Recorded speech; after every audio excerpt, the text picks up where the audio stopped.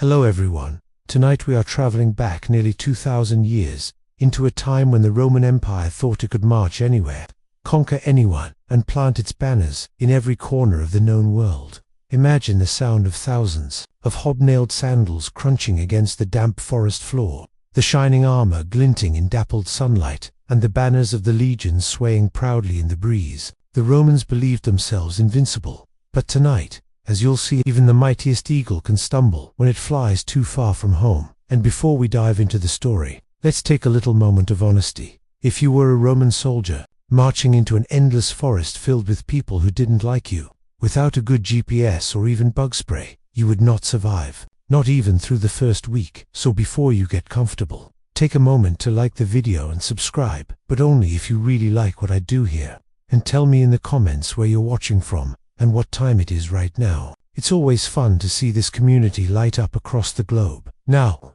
turn off the lights, maybe turn on the fan for some soft background music, and let's get started tonight. The story begins with a march, not just any march, but the grand and deliberate advance of the Roman legions into the dark, sprawling forests of Germania. Rome had already conquered Gaul, pushed deep into Britannia, and stretched its hand over the Mediterranean like a giant spider on a web. To Roman eyes, Germania looked like the next natural step, just another land to tame, tax, and civilize. But the land didn't agree. But the head of this expedition was Publius Quinctilius Verus, a governor and administrator, not exactly a warrior's warrior.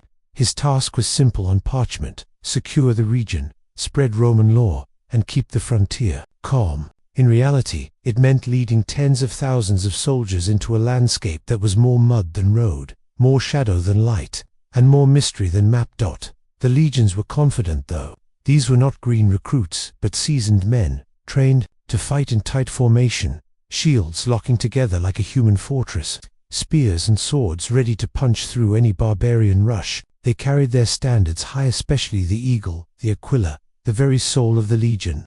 To lose it was worse than death, or at least more embarrassing. Imagine your whole army explaining to Rome, "Sorry, the eagle's gone. We dropped it somewhere in the swamp." Not a good look. As they marched, the forest swallowed them whole. Germania wasn't like the neat farmlands of Gaul or the stone cities of Italy. It was endless woodland, thick with oaks, birches, and pines, buzzing with insects, and dripping with constant rain. The legions built roads wherever they went, because Roman soldiers doubled as engineers. But here, the mud kept swallowing their work as fast as they could lay it down.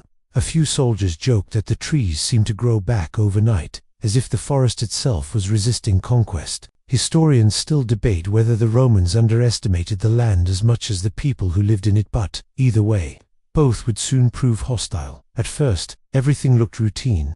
Villages submitted, tributes were collected, and Verus handed down Roman-style justice in local disputes, trying to teach these wild tribes the proper way of living. But beneath that calm surface, there were whispers. Not from the Romans, of course, but from their Germanic auxiliaries, the local allies who knew the woods, the rivers, and the old trails. Among them was Arminius, a man who had been raised partly in Rome, fought in Roman ranks, and spoke fluent Latin. To Verus, he was proof that civilization could tame even the wildest barbarian. To the tribes, he was a leader in waiting. The legions didn't suspect betrayal yet. They marched in long columns that stretched for miles, heavy carts creaking under supplies, cavalry trotting alongside, and scouts brushing through undergrowth. In their minds, Germania was already half conquered, a place that only needed the stamp of Roman order. Soldiers joked about the damp, about the food, about the endless mosquitoes. Yes,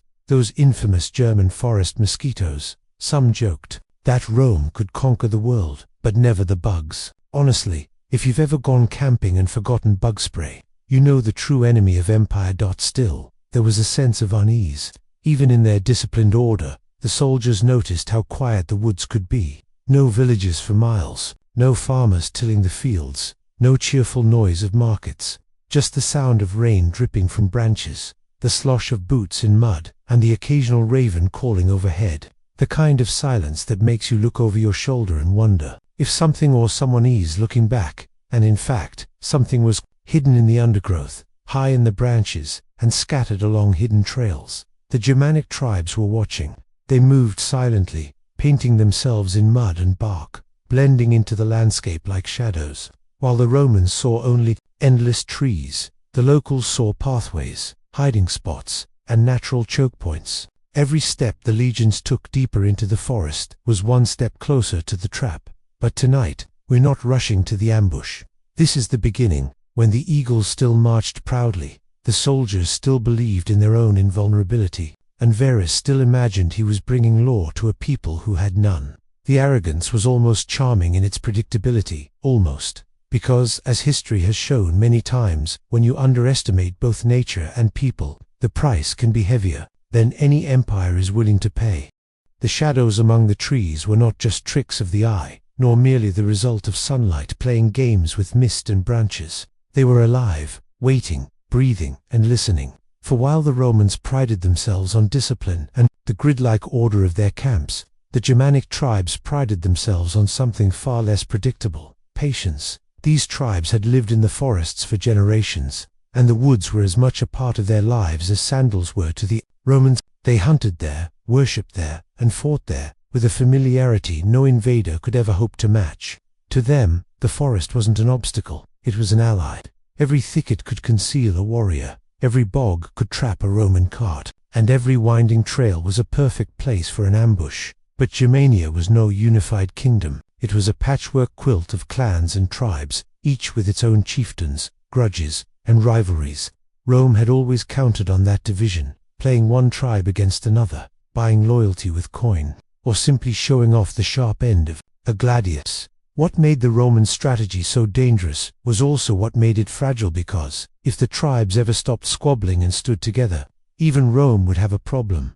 And that was exactly what was beginning to happen. Quietly, without grand speeches or dramatic declarations, alliances were forming among the tribes. Old enemies nodded at each other across campfires, aware that for once they shared a bigger enemy. They whispered plans in the smoke of their passing news from one valley to another, weaving a web that the Romans couldn't see. The figure at the center of that web was Arminius, still smiling in Roman armor, still riding beside Varus as a trusted officer. He slipped away to speak with tribal leaders, assuring them that the time had come. His words carried weight. He wasn't just a warrior. He was living proof that Rome could be fooled. He had learned their ways, their tactics, their weaknesses, and he intended to use that knowledge not for Rome, but against it. Varus, meanwhile, remained blissfully unaware. He considered Arminius an ally, almost like an adopted son of Rome, clever and useful. If Rome had Yelp reviews for auxiliary commanders, Varus would have given him 5 stars and a bonus. But the governor was thinking like an administrator, not like a soldier. His head was full of legal decrees, tax systems, and court cases, not ambushes in the rain. The more he relied on Arminius for advice, the more the noose quietly tightened around him. The legions themselves didn't notice much either. They were too busy doing what soldiers do best: marching, grumbling about rations, and making jokes about the locals. Some complained that the Germanic beer tasted more like swamp water than a proper drink. Others compared the tribe's huts to pigs. A few more practical men noticed how the locals avoided traveling during certain times, or kept strangely quiet when the Romans asked about paths deeper into the woods. But those warnings were brushed off. After all, what could a ragged group of half-naked forest dwellers do to the most disciplined army on earth? Historians still debate whether all the tribes truly trusted Arminius, or whether some went along simply because they feared Rome less than they feared being left out of history's biggest rebellion. But one thing is clear: in the months leading up to the disaster, the forest was buzzing with more than insects. It was buzzing with preparation. The tribes sharpened spears, stockpiled stones, and cut down trees to block paths. They dug pits and lined them with stakes, covering them with brush. They studied the Roman routes, predicting where the columns would pass. They even practiced vanishing into the undergrowth, knowing that for every strike they made, survival depended on melting back into the forest before the legions could regroup. Meanwhile, Rome marched on, oblivious. The soldiers sang marching songs, the officers discussed promotions, and Varus issued rulings about land disputes as if Germania were already another Italian province. The irony is almost too perfect. While he imagined himself bringing order to a lawless land, the tribes were uniting under a law of their own: one simple rule: Rome must fall. and through it all, Arminius played both sides. He nodded gravely at Verus' speeches about justice, then slipped into the woods at night to plot betrayal. The dual life might have broken a lesser man, but for Arminius it was a game of masks. One moment, a Roman commander, the next, a liberator. He knew that soon the masks would drop, and when they did, the forest would decide the fate of an empire. But let's not get too dramatic just yet. The legions still marched with confidence, the eagle standards glinting above the sea of helmets. To the soldiers, Germania was just another posting, another frontier to endure before retirement, and a farm back home. Little did they know that the shadows among the trees were already gathering, and those shadows were very much alive. And if you're thinking, surely Verus saw it coming, right? Well, let's just say this: Verus was about as suspicious as a golden retriever, loyal, trusting, friendly, and completely doomed in a forest full of wolves. The governor's pride was not the loud, boastful kind that shouted from rooftops. It was quieter, steadier, and perhaps more dangerous. Firm belief that Roman order could bend any land, any people, into shape if only given enough time. Publius Quinctilius Verus was, after all, not a general bred for the battlefield, but an administrator bred for the law courts. He believed in Roman rules, Roman taxes, and Roman systems. As if bureaucracy could hold back an ambush, Verus had once impressed Augustus himself with his ability to bring order to difficult provinces. He had tamed rebellious Syria, not by leading charges but by reorganizing its governance. To him, Germania was simply another province waiting to be filed neatly into Rome's cabinet of conquered territories. Of course, if you've ever tried filing a forest, you'll know it doesn't go well. Trees don't like paperwork. So, Verus walked with confidence through the camps, dispensing judgments as though he were back in a marble forum rather than knee-deep in mud. Disputes between locals were brought before him, and he always ruled with the Roman sense of justice, which is to say, favoring Rome.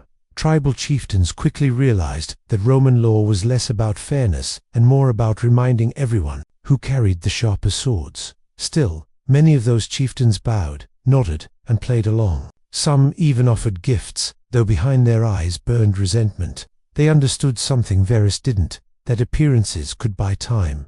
The governor saw compliance, the tribe saw opportunity, and then there was Arminius, the golden boy of Rome, trained in Roman tactics, knighted as an equestrian, and fluent in Latin.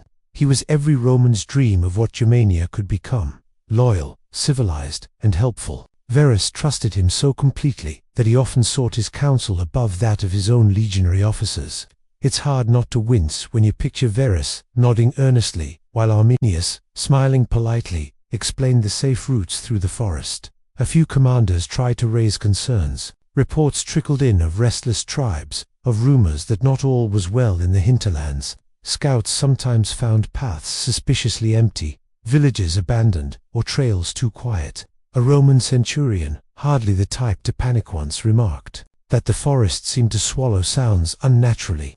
But Verus dismissed these worries with the confidence of a man who believed his administrative charm outweighed the raw fact of hostile terrain. Historians still debate whether Verus truly believed Germania was pacified, or whether he simply underestimated the tribe's ability to unite. Either way, his blind faith in the stability of the region was like marching into quicksand, while insisting it was solid ground. Meanwhile, the soldiers noticed odd details that Verus ignored. For one, many Germanic guides seemed to disappear. After certain stretches of the march, gone hunting, they claimed. Another time, Roman troops stumbled across a ritual site, strange wooden idols daubed with paint and animal bones hanging from trees. Some soldiers swore the eyes of the idols followed them. The more superstitious muttered about curses, while others joked that the locals needed a better interior decorator.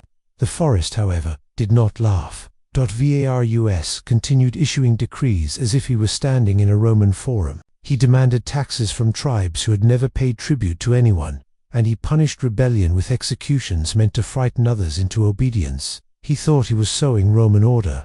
In truth, he was sowing hatred. The tribes who bent before him did not forget the humiliation, and they began to whisper that their loyalty was nothing but a mask. Of course, Verus had no idea. He was too busy preparing to expand his influence deeper into the forests, convinced that the mere presence of Roman eagles would cower resistance. He even planned new settlements and roads, because what better way to show permanence than by forcing the wilderness itself into straight lines? But if you've ever tried to draw a straight line in a swamp, you'll know it doesn't work. Roads turned into rivers of mud, bridges sagged, and supply wagons sank axle deep. Roman soldiers joked that they should start charging tolls to fish, given how much the roads resembled ponds. Yet even that didn't shake Verus' confidence. In his mind, these were temporary annoyances, not warning signs. Arminius, watching closely, must have felt both satisfaction and disbelief at how easy it was. The governor handed him authority, trust, and the freedom to move between Roman camps and tribal gatherings. The double life thrived in plain sight, so the pride of Verus marched on, not the pride of arrogance, but the pride of certainty, the kind that blinds a man to danger because he cannot imagine he might be wrong. The governor of Germania walked straight toward history's trap, convinced he was carrying civilization in his hands. And if you're shaking your head, don't worry, you're not alone. Even the gods, if they were watching, probably leaned back and said, "Oh, this is going to be good." Whispers of betrayal are the most dangerous kind of whispers, because they travel faster than footsteps and sink deeper than swords. In the camps of the Roman legions, men muttered about strange movements in the forests, about guides who seemed a little too eager to point the way, about villagers that welcomed them with smiles that never quite reached their eyes. But the loudest whisper of all was not among the soldiers. It was the one hidden in plain sight, spoken softly by Arminius, Rome's most trusted auxiliary commander. Arminius was a master of masks. To the Romans, he was a loyal ally, a man who had grown up in their world, eaten at their tables, and fought by their side. To the Germanic tribes, he was the son of their own soil, the leader who promised freedom from Roman chains. It's hard not to admire the balancing act. He could discuss Roman law with Verus in the morning and rally his countrymen in the evening, never once slipping. If double lives were an Olympic sport, Arminius would have walked away with the gold. He began weaving his web carefully. He assured Verus that the region was calm, that any disturbances were minor, and that loyalty to Rome was strong. Whenever rumors of unrest reached Roman ears, Arminius smoothed them away with calm words. A small quarrel between villages, he would explain, nothing more than old feuds. His tone was so convincing that Verus never doubted him. But when Arminius slipped away from camp, the story changed. He spoke to chieftains by firelight, urging them to set aside old rivalries and seize the moment. Rome, he said, had grown arrogant. Its governor trusted too much, its legions marched too blindly, and its emperor was too far away to help. If they struck now, they could crush the invaders before Rome even realized the danger. Historians still debate whether Arminius was motivated by pure patriotism, personal ambition, or simply the thrill of playing both sides. The truth is probably a mix of all three. What mattered was that his voice carried weight, and soon the tribes began nodding in agreement. The strange thing is that Verus received warnings. There were defectors who slipped into camp at night, whispering that Arminius was not to be trusted. One Roman noblewoman, married into a local family, even tried to alert him to the betrayal. But Verus dismissed these as gossip, or worse, as attempts to stir unnecessary fear. After all, how could a man as polished and Romanized as Arminius betray the empire that had given him everything? That's like assuming your best friend would eat the last slice of pizza without asking unthinkable, until it happens. Meanwhile, in the ranks of the soldiers, odd details kept piling up. Some villages that once greeted them with food and gifts were suddenly deserted. Paths that should have been well-traveled seemed strangely overgrown. Supplies from local allies arrived late, or not at all.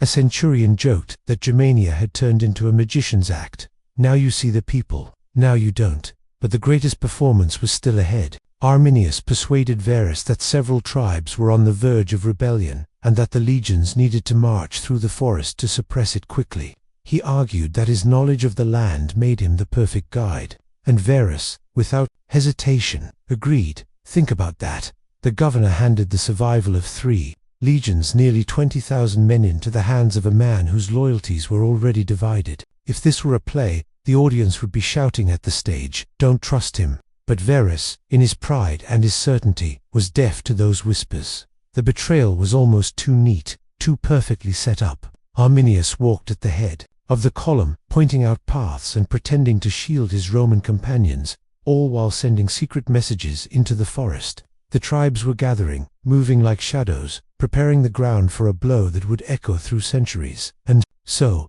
as the Romans marched deeper into the woods, the whispers of betrayal turned into a roar, though only history could hear it. The soldiers, laughing and grumbling, thought they were heading toward a simple suppression of unrest. In reality, they were marching into the jaws of the trap, led there by the very man they trusted most. And if you're wondering whether Verus ever suspected, the answer is simple: not at all. He believed betrayal was unthinkable, which is why, when it finally came, it hit harder than any sword. A forest can feel alive when you spend enough time inside it. To the Romans, used to stone cities and neatly cut roads, the German woods seemed endless, almost breathing. The canopy blocked the sun, turning daylight into a green twilight. The air was heavy with damp earth and pine resin, and every gust of wind made branches creak like whispered voices. If you've ever taken a wrong turn on a hiking trail and realized your phone has no signal, you can imagine the mood of the legionaries. Except multiply that by 20,000 and add a thunderstorm. The Roman columns stretched for miles, wagons and cavalry slowing the march until it was more of a crawl. Soldiers muttered as they trudged through muck, their armor soaked and their sandals squelching in mud. Some joked that they should have brought boats instead of carts. Others cursed the weather and prayed for the open sky of the Mediterranean. The rain was relentless, seeping through cloaks, chilling bones, and turning carefully packed rations into something resembling soup. Still, Verus pushed them on. Arminius, ever the helpful guide, reassured him that the path ahead would lead them safely through the forest to the rebellious tribes. He rode confidently at the head of the column, pointing out landmarks and advising officers as though nothing were amiss. The duplicity was astonishing. Historians still debate whether Verus truly never once noticed the gleam in Arminius' eyes. The legions were used to marching in order, their discipline forming a wall of strength. But here, in the twisting trails and swamps, their neat formations broke apart. Units stretched thin, with gaps between them wide enough for entire ambushes to slip through. Cohesion dissolved, replaced by long straggling lines that were vulnerable in every direction. Meanwhile, the forest seemed to watch. Ravens circled above, croaking as if mocking the march. The locals avoided the paths altogether, slipping away into the shadows. Some soldiers claimed they saw figures between the trees, just out of sight, watching silently. One centurion joked nervously that at least the Germanic tribes had better attendance than his last roll call. Nobody laughed too hard. It wasn't just nerves. Evidence of something larger flickered in the details. Scouts reported paths blocked by freshly felled trees. Bridges over streams had collapsed without reason, as if cut deliberately. Villages that had once welcomed them now stood eerily empty, with fires still smoldering in abandoned hearths. The message, though unspoken, was clear. The forest did not want them here. Verus, however, pressed on, convinced these were normal hardships of a frontier.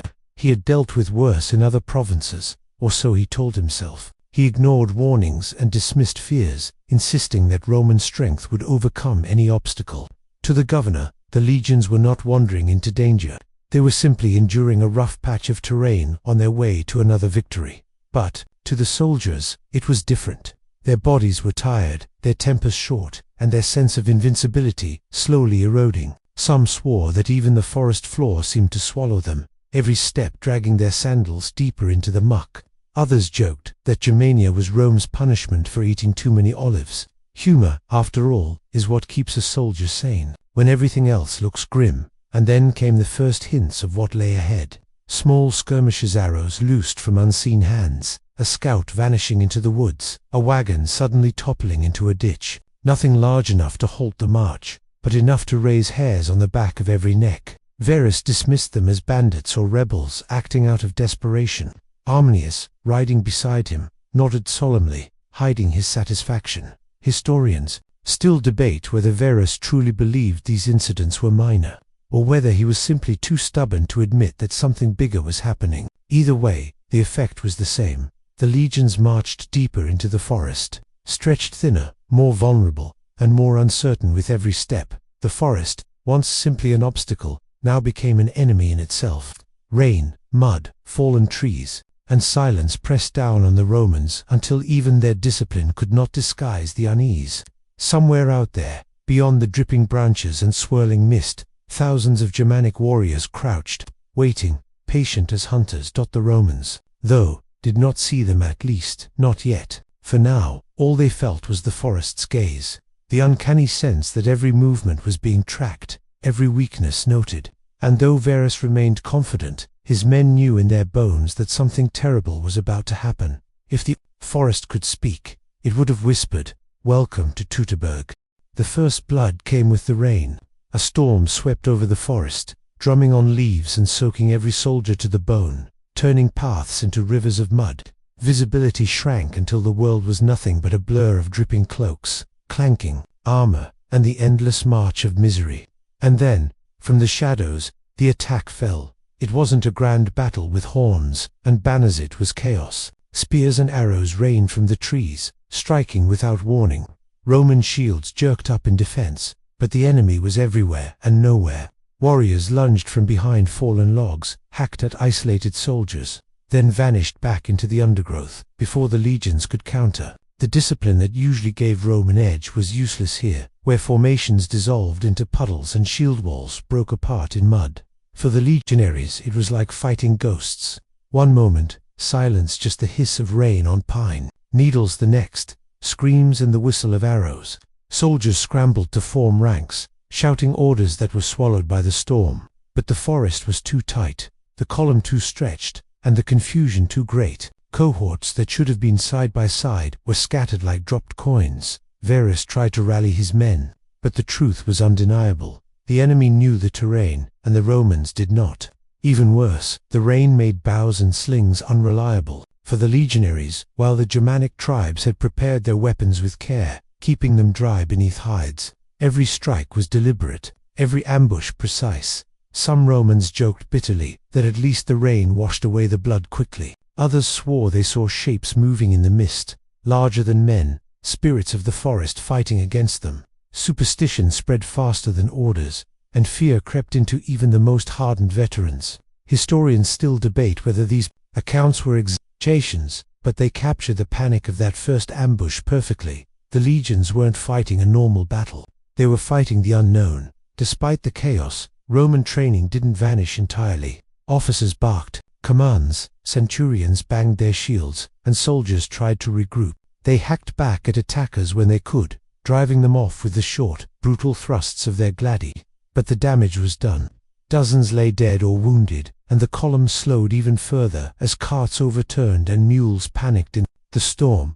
Arminius, of course, was conveniently absent. He had asked permission to ride ahead, supposedly to gather allied troops. In reality, he had slipped away to lead the very ambushes now tearing the legions apart. Varus, ever trusting, assumed his ally was doing his duty. Somewhere in the shadows, Arminius must have smiled as he listened to the screams of the men he once commanded. The storm only made it worse. Armor became leaden, cloaks clung like chains, and the roads turned into sludge. Soldiers slipped, shields fell from numb hands, and horses skidded on the muck. The forest seemed to tighten around them, every tree a barrier, every branch a spear. And yet, even in disaster, the Romans clung to discipline. They formed makeshift defenses where they could, driving off attackers long enough to catch their breath. Standards still waved above the chaos, a reminder of Roman pride. But one could sense the confidence cracking. This wasn't a battle they could win by discipline alone. It was survival, hour by hour, against an enemy who dictated the terms. If you're picturing a neat battlefield with lines of troops clashing, erase that image. This was mud, rain, shadows, and terror. It was men slipping in puddles, screaming as arrows struck from nowhere, and officers shouting themselves hoarse just to be heard. It was less war and more nightmare, and through it all, Varus insisted they push forward. Retreat was unthinkable. He believed the storm and the ambushes were temporary obstacles, not the beginning of a disaster. The legions obeyed, because that is what they were trained to do. But deep inside, the soldiers must have known, the forest had drawn its first blood, and it was hungry for more. One wag in the ranks muttered, "If the gods wanted us to stay." In Rome, they should have said so without so much mud. The joke earned a few tired chuckles, but no one truly laughed. The storm raged, The enemy struck, and the legions marched on, not yet realizing that this was only the opening act. Roads that once seemed passable now turned into traps. The forest, swollen with rain, revealed its true hostility. Paths narrowed to thin tracks, where wagons tipped sideways and mules balked. Streams that had been shallow brooks swelled into rushing torrents, sweeping away carts and men alike.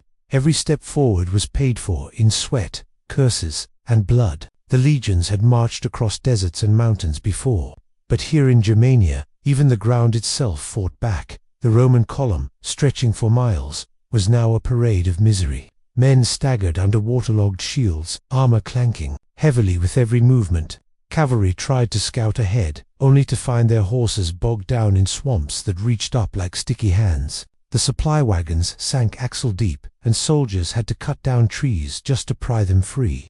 Of course, by the time they succeeded, another cart had sunk a few yards farther on.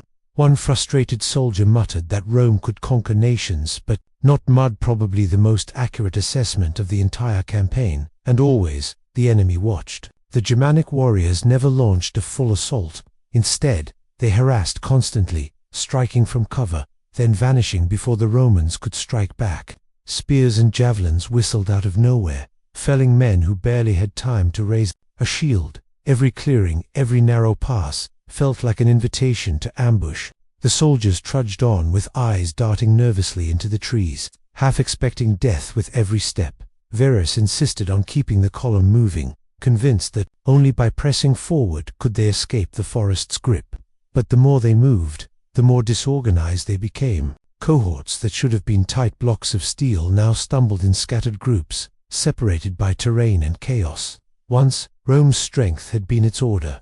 Here, that order dissolved like parchment in the rain. Historians still debate whether Verus might have saved his army by halting, building a fortified camp, and regrouping. Roman armies were masters of defensive camps, after all, but Verus either underestimated the danger or feared losing momentum, so he kept marching deeper into the mire. That decision sealed their fate. Odd details marked the march. Scouts reported strange wooden barricades, trees felled deliberately across paths, forcing detours into swampy ground. Abandoned villages showed signs of hurried flight. Meals left half-eaten, tools scattered, doors swinging open in the rain. To the Romans, it was eerie. To the Germans, it was bait. Amid the gloom, humor still flickered. One legionary, pulling his sandal out of a mud hole with a loud squelch, declared he'd discovered Germania's true currency, swamp sludge, available in endless supply. Another swore the mosquitoes were more dangerous than the spears. Such jokes kept spirits from breaking completely, but laughter was thin and nervous, like a candle flickering in a storm. The officers tried to maintain discipline, shouting orders, banging on shields, urging men to close ranks. Standards were raised high, the golden eagles gleaming dimly through the mist. To the soldiers, those standards were lifelines, points of rallying amid confusion. But holding them aloft grew harder with every ambush, every sudden cry, every fallen comrade dragged into the muck. The forest, meanwhile, gave nothing back. No landmarks, no open fields, no sun to guide them. It was as though the trees themselves shifted, reshaping the land to confuse the intruders. Some soldiers whispered that the forest was cursed, that gods of the woods had turned against Rome. Others rolled their eyes but glanced nervously over their shoulders anyway. Superstition spreads quickly when every shadow could hide an enemy. Of course, was nowhere to be seen. His allied troops had vanished conveniently, leaving Verus to interpret it as bad luck rather than betrayal. The truth that the trusted commander now led the hunters circling the Romans remained hidden, though perhaps some men suspected. If they did, they kept it to themselves, and so the road turned into a labyrinth of mud, rain, and ambushes. The legions, once a steel machine of conquest, were now reduced to scattered bands trudging through swamps, trying to fight an enemy they could barely see.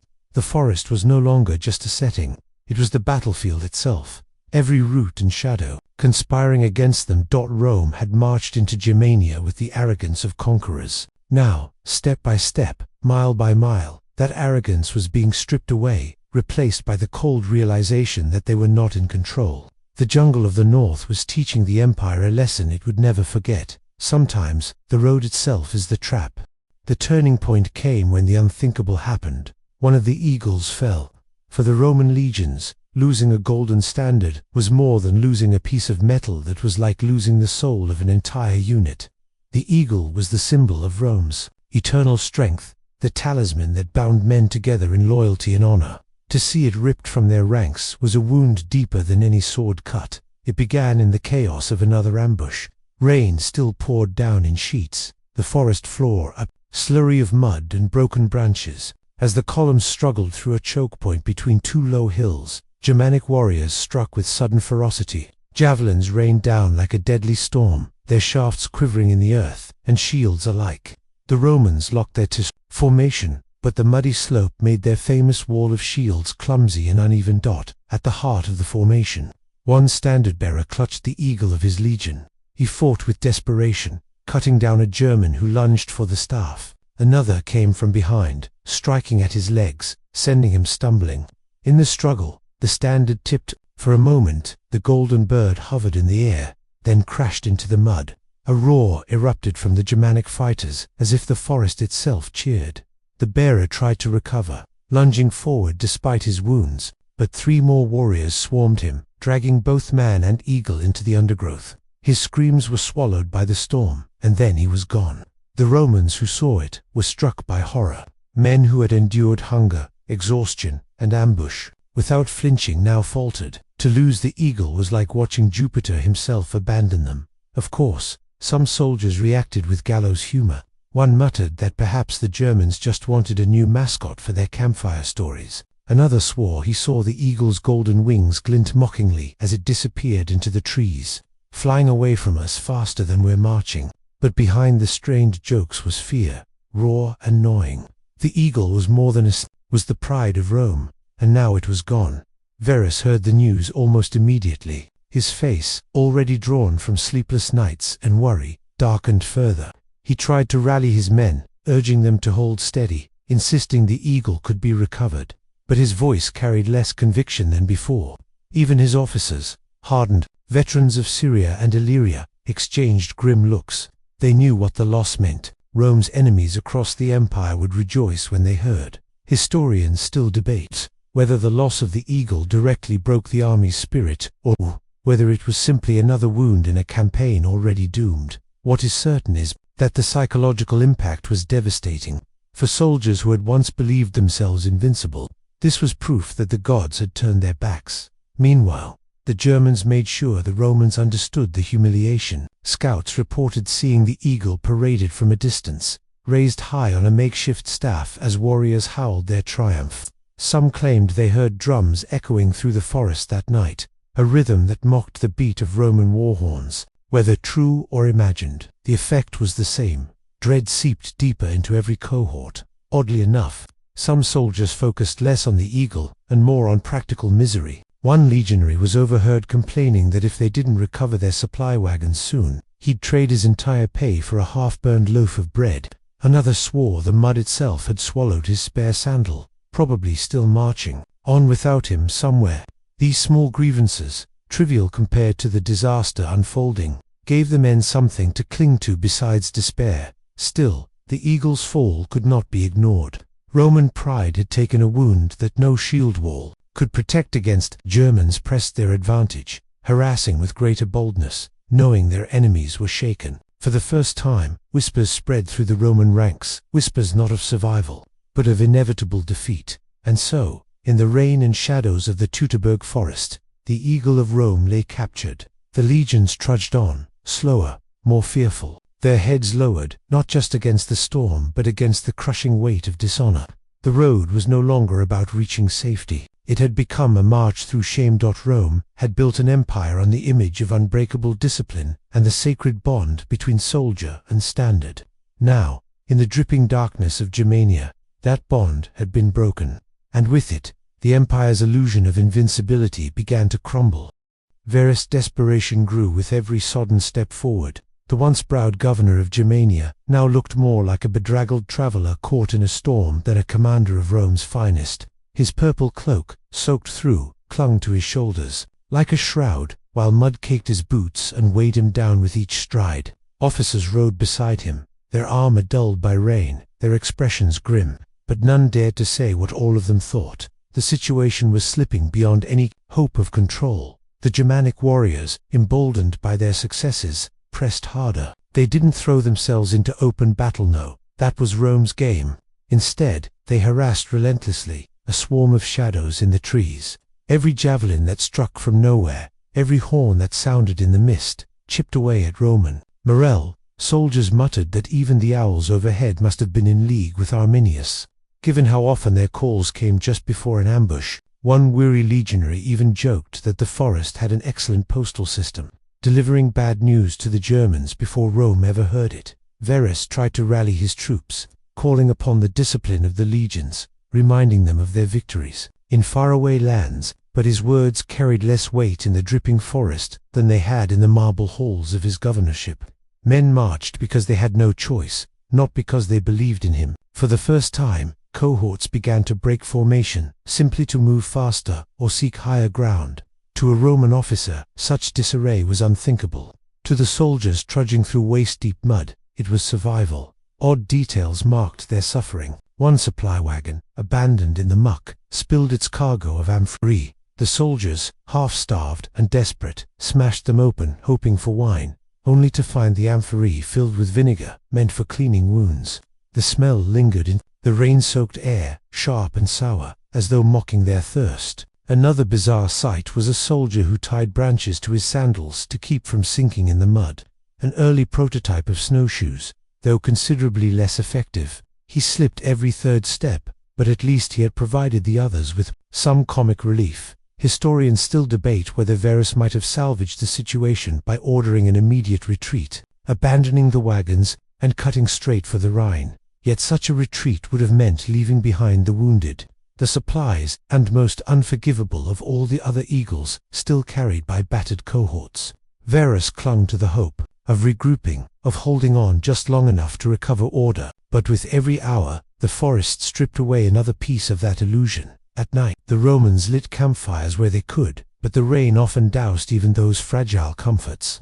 Men huddled together, armor cold against their skin, the forest alive with strange noises. Sometimes they heard distant horns or the mocking laughter of Germanic warriors. Sometimes it was only the wind, though, as one soldier muttered, "The wind here sounds like it enjoys our suffering."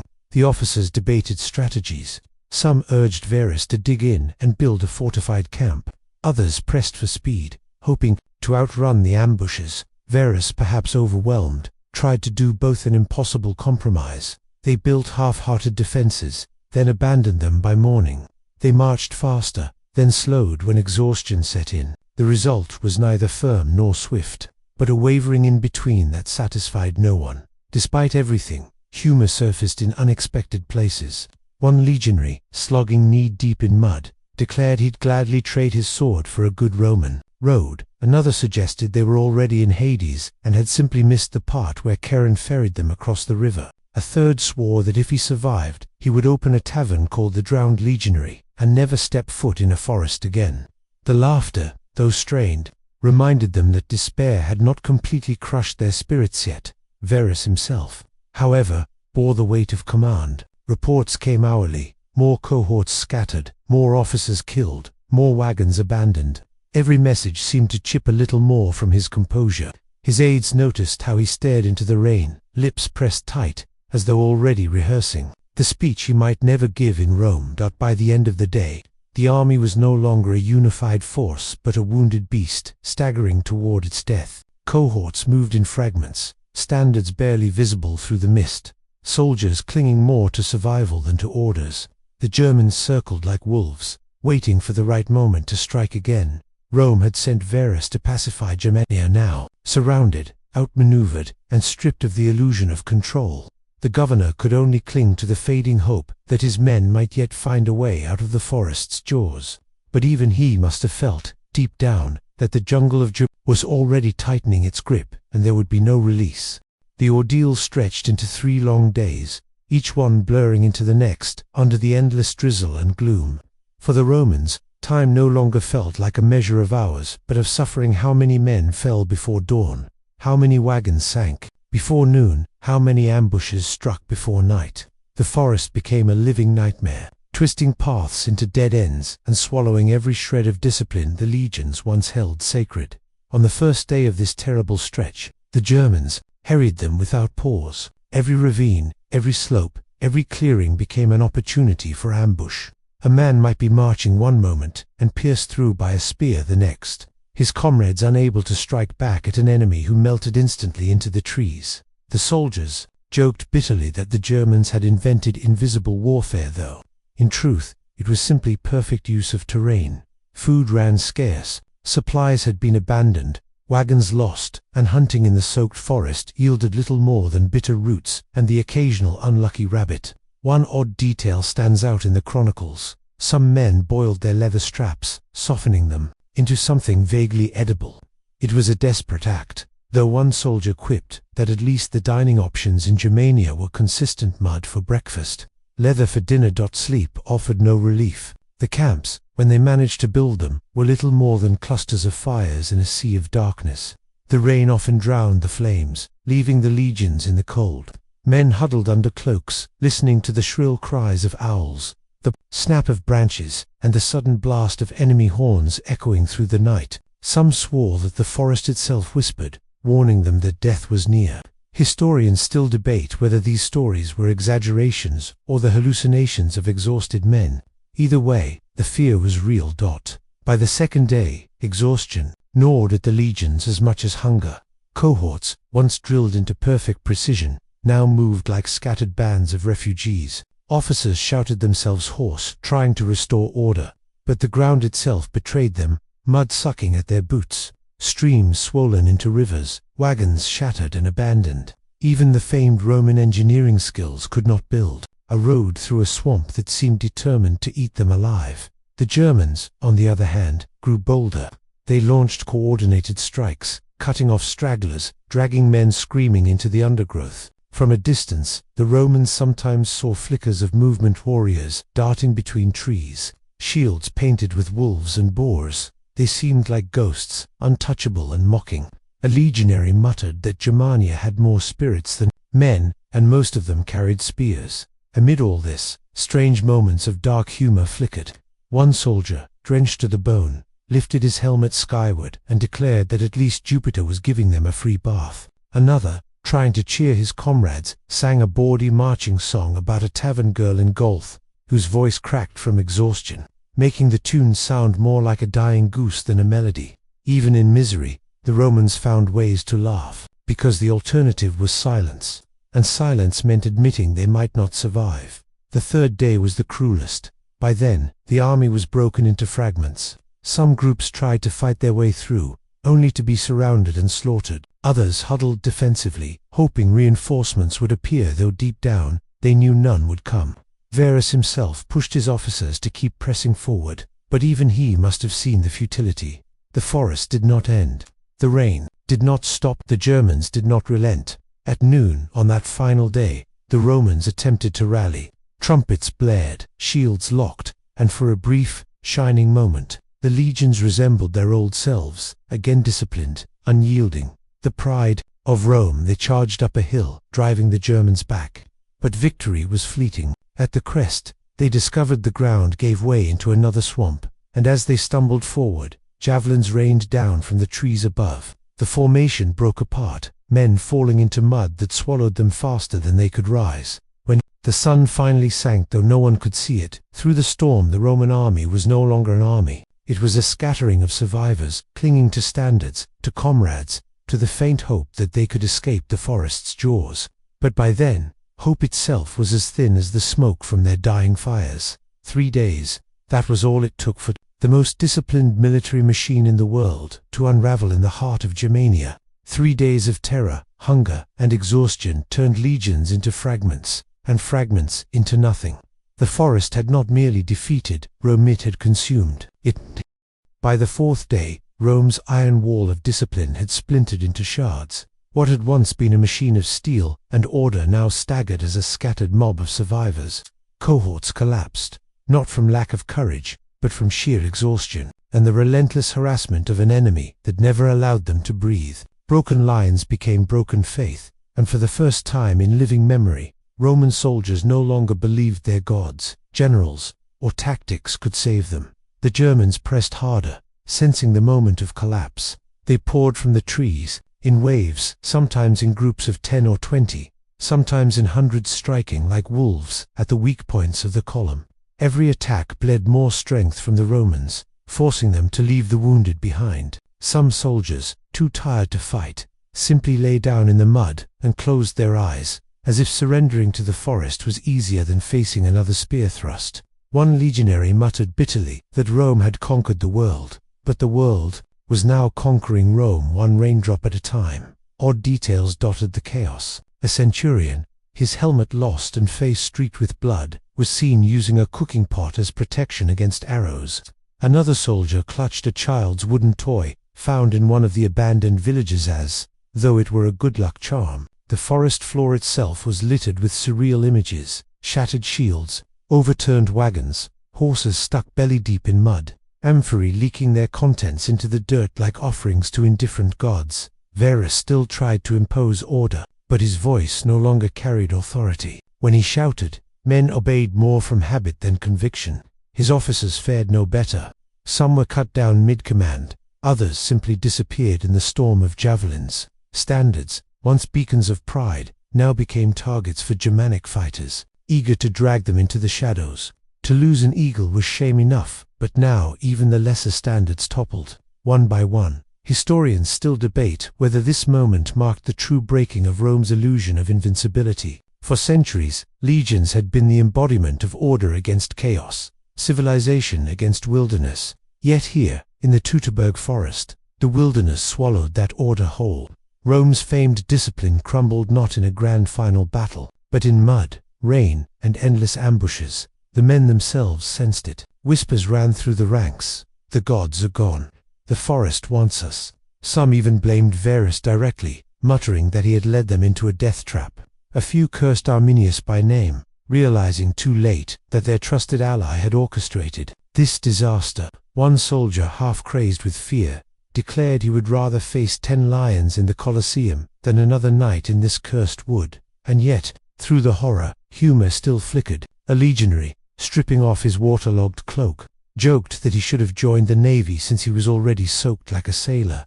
Another, pulling his boot from the muck with a sickening slurp, announced loudly that the mud had claimed more Romans than the Germans had.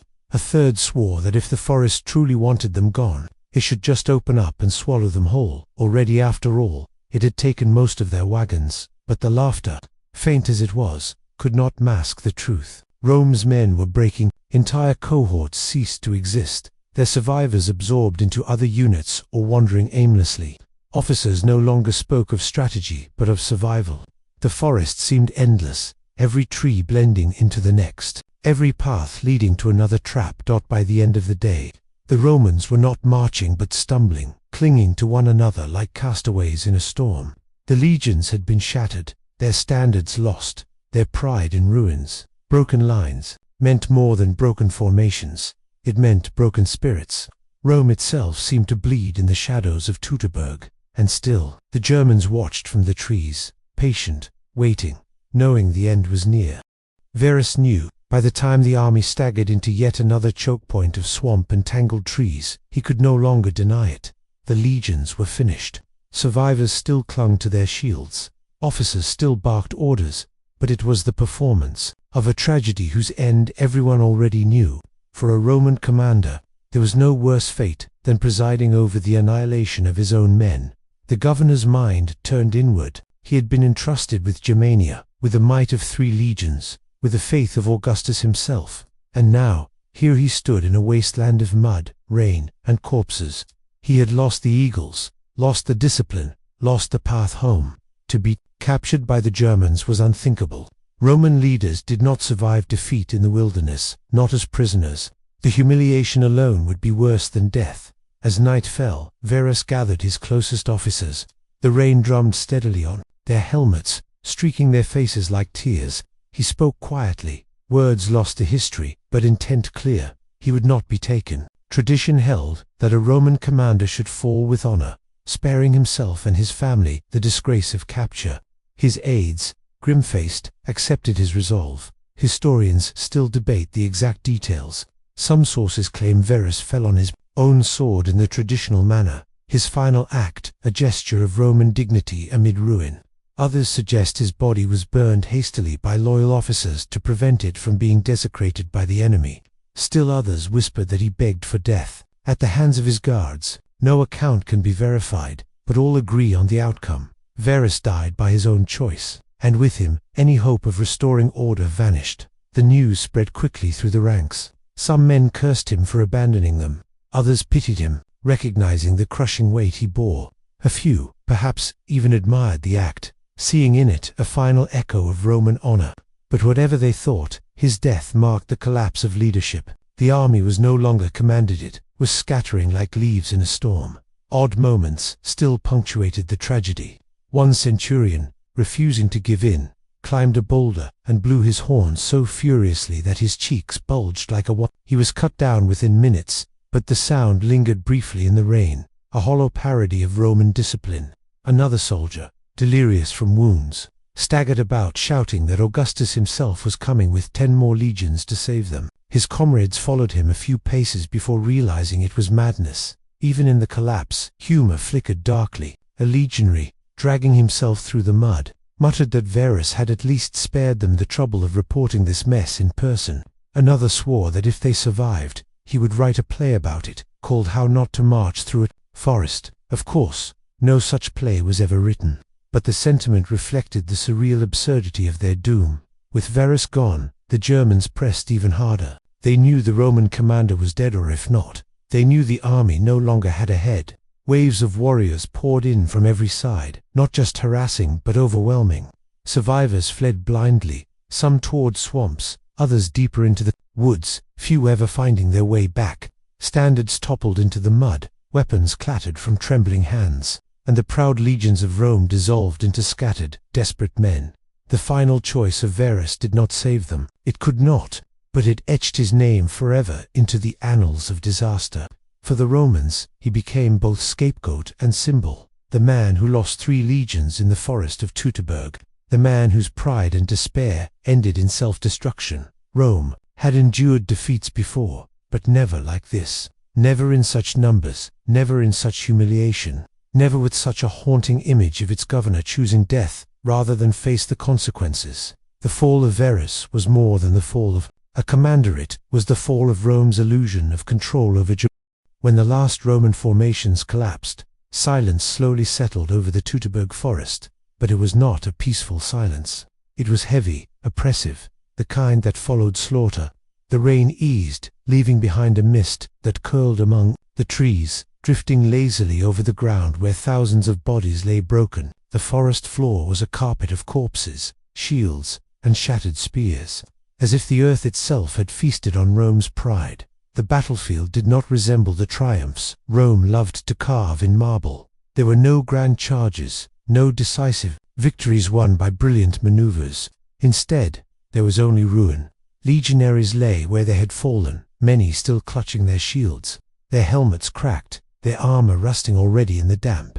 Horses sprawled in grotesque positions, harnesses tangled, eyes wide with terror, even in death. Standards, the sacred poles of discipline, lay toppled in the mud, stripped of their eagles, reduced to nothing more than sticks. The Germans moved cautiously among the wreckage, finishing their grim work. They stripped weapons, plundered armor, and dragged away captured Romans for sacrifice or slavery. Fires burned in the distance as villagers celebrated. The Teutoburg had become both graveyard and treasure trove. One odd detail preserved in later accounts tells of Germanic warriors wearing Roman helmets too large for them, laughing as they strutted around, parodying the empire that had thought itself invincible. For the survivors, if any could be called that, the silence was worse than the battle. Small groups huddled together, hiding in thickets, too terrified to move, too weak to resist. Some wandered aimlessly, searching for the Rhine, guided only by memory and despair. Historians still debate how many actually escaped. Some suggest a few hundred, others say far fewer. All agree that most were hunted down in the following days. The forest itself seemed to absorb the memory of the slaughter. Trees bore scars where arrows and spears had lodged. The ground, churned by thousands of boots, would not return to normal for years. Local tribes avoided certain spots, whispering that the spirits of the Romans haunted the mist. Centuries later, bones would still be found here, weathered white, a reminder carved into the land itself. Dark humor, as always, lingered even in such horror. A Roman soldier who staggered out years later reportedly told locals he had survived because he pretended to be dead for 3 days, muttering, "I've had better vacations." Another survivor supposedly vowed never to eat pork again after being forced to hide for days in a pigsty to avoid capture. Whether true or just campfire exaggerations, such tales softened the unbearable tragedy into something listeners could digest. The Germans, meanwhile, turned the battlefield into a lesson. Standards were displayed as trophies, and captured equipment became proof that Rome could bleed. Songs and stories celebrated Arminius, the man who had outwitted the greatest empire on earth. In villages across Germania, the Teutoburg became legend almost overnight. Children grew up hearing of the day the jungle itself swallowed legions whole. Rome, for all its grandeur, had never endured such a humiliation. Other defeats had been battles, wars of maneuver and valor. Teutoburg was different. It was annihilation in a swamp, humiliation carved into every broken shield. The silence that followed was not just the quiet of death, it was the echo of Rome's pride collapsing into the mud. When word of the disaster finally reached Rome, the city reeled as if struck by an earthquake. Messengers staggered in with tales of horror. 3 legions annihilated, their eagles lost, their governor dead.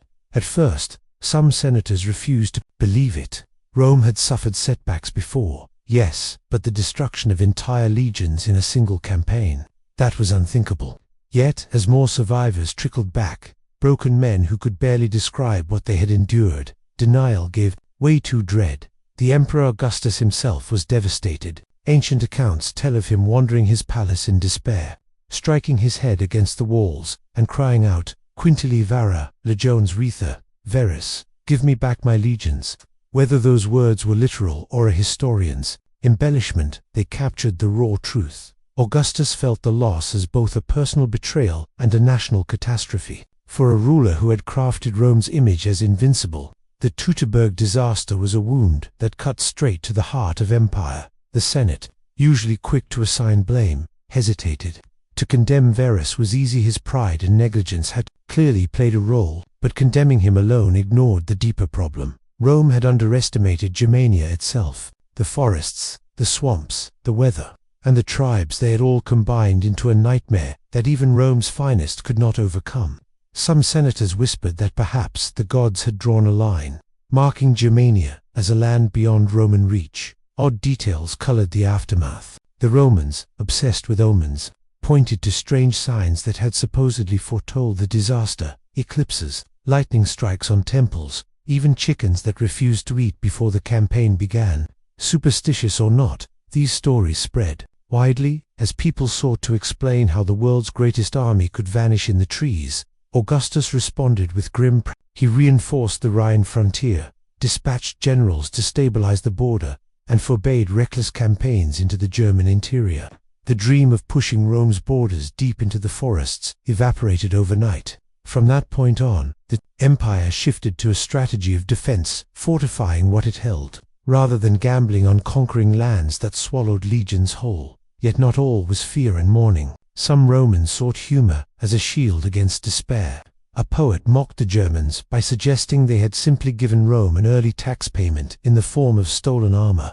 A soldier who returned limping joked that at least the mosquitoes of Germania had feasted better than the legions. Laughter, even bitter laughter, softened the edge of loss. Historians still debate how close the disaster came to unraveling the empire itself. Some argue that had the Germans pressed further, attacking across the Rhine, Rome might have lost Gaul as well. Others believe the empire's strength was too great to crumble from one catastrophe. What is certain is that Teutoburg forced Rome to confront its limits. No empire, however mighty, could master every land. In the Senate, Augustus' trembling voice made it clear: Rome would not abandon its pride, but it would remember. The disaster was carved into the city's memory, not as a tale of glory, but as a warning. Germania was no longer a land of opportunity, it was a graveyard of ambition. Rome trembled, not because it was weak, but because it finally realized that even the strongest legions could vanish in the shadows of a forest. Echoes lingered long after the rain-soaked battlefield of Teutoburg was forgotten by the living. For centuries, the dark forest remained a place of dread, whispered about in Rome's taverns and inscribed in the scrolls of its historians. The empire could rebuild legions, train new recruits, and raise fresh standards, but the ghosts of the men lost in that jungle never stopped haunting its collective memory. Arminius, the architect of the ambush, became a hero among the Germanic tribes, a living symbol of freedom from Roman chains. His name was carried in songs, and his deeds became larger than life. Yet even his victory was complicated. Alliances frayed, jealousies stirred, and unity among the tribes proved fleeting. Historians still debate whether he was a true liberator or simply another ambitious warlord who rode the tide of Rome's humiliation. In Rome, the disaster became a cautionary tale. Military academies studied it for generations, dissecting every mistake, the arrogance of Varus, the underestimation of the terrain, the blind trust placed in allies. The Senate swore never again to gamble so recklessly on distant conquest. The empire shifted its gaze inward, fortifying its borders instead of dreaming of endless expansion. Germania, once imagined as Rome's next province, remained a wild frontier. The dark forests were left to their own rulers, a reminder that not every land could be tamed. Odd little tales surfaced through the years, strange threads woven into the fabric of memory. Roman travelers claimed they heard eerie cries at night, near the battlefield, as if the legions were still marching. Farmers plowing fields, centuries later, unearthed bones and rusted weapons, evidence of the day the jungle devoured an army. Even centuries after Augustus' death, Roman writers still shivered when they spoke of Teutoburg, lowering their voices as though the forest could still hear them. And yet, despite the tragedy, life continued. Rome endured. It celebrated triumphs. Elsewhere, crushed revolts, and built monuments. The empire stretched on for centuries, vast and mighty. Teutoburg did not end Rome, but it revealed something that no emperor could erase. Even the strongest power had limits, and even Rome could bleed. Now, as you lie here listening, perhaps you can imagine that forest at night, the mist curling low, the sound of dripping water, the rustle of unseen creatures. Imagine the silence where thousands once marched, and then the slow fading of echoes into nothingness. The lesson of Teutoburg is not just about armies or emperors, it is about the fragility of ambition, and the humbling reminder that nature, cunning, and chance can topple even the greatest designs. And so, as we close tonight's story, let's slow our pace, soften our voices, and drift away from the battlefield. Picture the forest, but now not as a place of death, but as a place of rest. The trees stand tall and calm, no longer hiding warriors, but simply swaying gently in the breeze. The ground, once churned by marching feet, is now covered with soft moss. Birds call quietly in the distance. Time has healed much of what once was horror. Let your breath match the rhythm of that forest breeze, steady, calming, unhurried. The shadows no longer threaten. They protect, wrapping the world in quiet. Imagine lying beneath those ancient trees, safe and warm, the worries of the day dissolving into the soil, leaving only peace. In that silence, there is no fear, only the comfort of rest, the certainty that dawn will come, and the knowledge that stories, like dreams, linger gently even after we fall asleep. Good night, traveler.